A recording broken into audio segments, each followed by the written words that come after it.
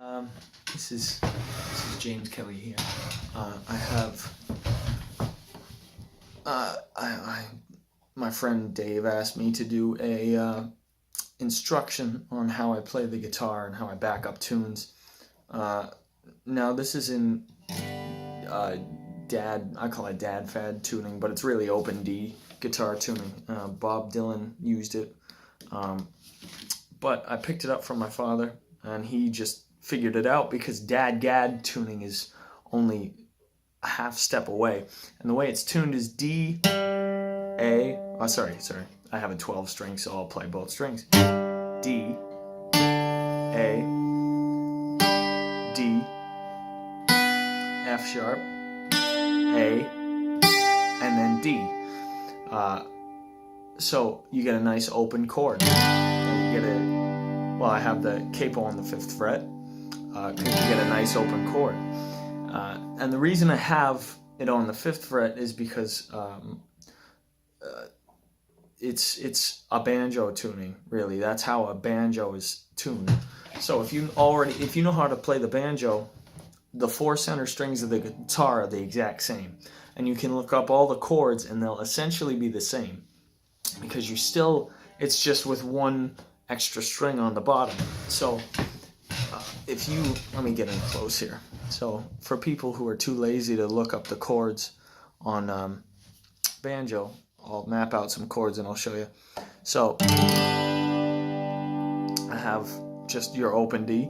You can also play a D modal, which has a bit of a stronger, louder, sort of more open way of playing it. That would be, I'm just going from the thickest part. That's probably not the technical term because I don't really play guitar. The thickest string, from the thickest string, 4th string, 3rd fret with your index finger, and then on the 2nd string on the 5th fret with your ring finger. You can also add the middle finger on the 4th fret, and you can add the pinky finger if you really are feeling vicious on the 5th fret as well.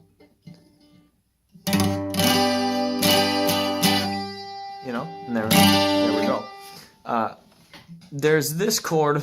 I believe it's a B. Yeah, it should be B minor. And there's 2 ways to play it. Now, from your modal chord, use your middle finger and move and put it directly behind your ring finger, the fret behind it, so the 4th fret, and then you can play it like that. And you can also play it as you were, and putting your ring finger on the 3rd string on the 4th fret. So it goes. Right? So from G, because this is just capoed up, you also have your E minor chord, and you can also play your C chord. So your E minor chord is the 2nd string from the thickest end. That would be your middle finger. Put your middle finger on there.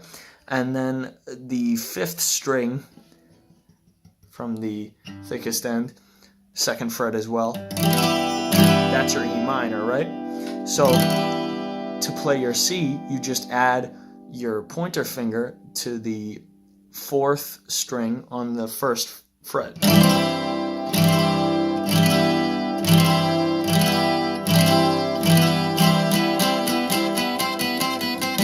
You know what I mean?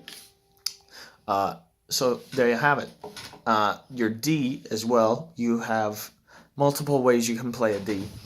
So the basic D major chord is the 3rd string on the 2nd fret, and then on the 3rd fret of the 4th string. That's very open. It's a very easy chord to play. If you want to add a little bit of depth to it, so it's not all just drony, you can take your ring finger on the 5th fret, on the 4th fret of the 5th string, add that in there. But what I like to do sometimes is, since the second string, this string right here, the lowest A is also the same as the highest A, I put my ring finger there. So I go. And do that little hammer on. To play the D7th, it is the third string, second fret with your ring finger, and then the fourth string, first fret with your index finger.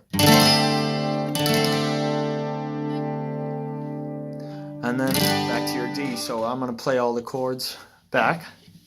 So.